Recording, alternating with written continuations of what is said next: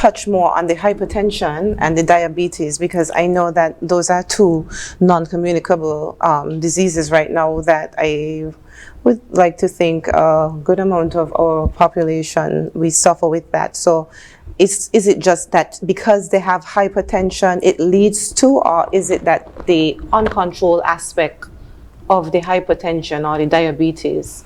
Yes, it's more frequent for uncontrolled.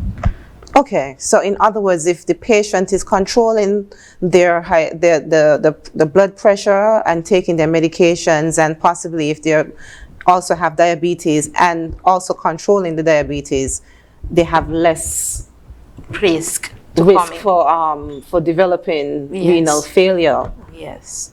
Okay. For example, in the patient with diabetes, the patient coming to nephropathy diabetes, and that nephropathy diabetes have five phases. Mm-hmm. In the first phases, when the patient have blood sugar high and don't have control, mm-hmm. the patient can the glomerular, is the filtration of the kidney, increase the size, and in the first stage, and the patient still don't have any symptoms. Mm-hmm. In the second stage, the patient start to lose some protein, mm-hmm. less than 30 milligrams in the urine, and it's still reversible in that time if the patient continue with control. So the proteinuria would be the marker, and that would tell you that the person has compromised kidney function. Exactly. So then the amount of protein will tell you the degree. So yes. Is that where you determine the stage? Is it the stage in this case in nephropathy diabetes, when the patient is in the third phase, the patient start with microalbuminuria.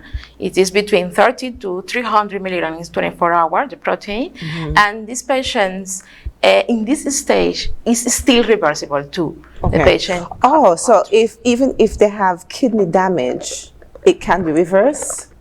No. Not so when it's no. So we can reverse it. It is the case. Uh-huh.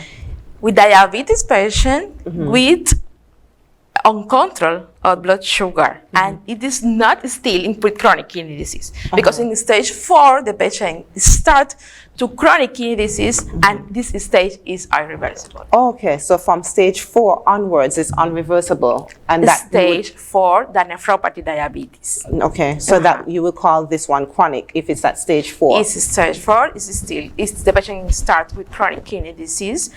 The protein is more than 300 milligrams in 24 hours, mm-hmm. and the patient in this stage needs continued with control of blood sugar, need to continue with treatment with ACE inhibitor to control control the proteinuria, and this treatment in this stage is for avoid the progression to the stage 5. To stage 5. Yes, to stage 5. So could you repeat, how do they correct the proteinuria? Okay.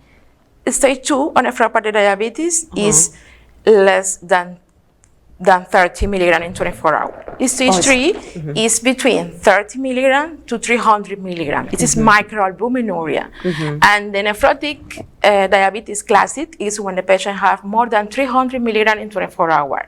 This stage, the patient has chronic kidney disease, and this is irreversible. Okay? When the patient has more than 300, it's irreversible because it starts with proteinuria.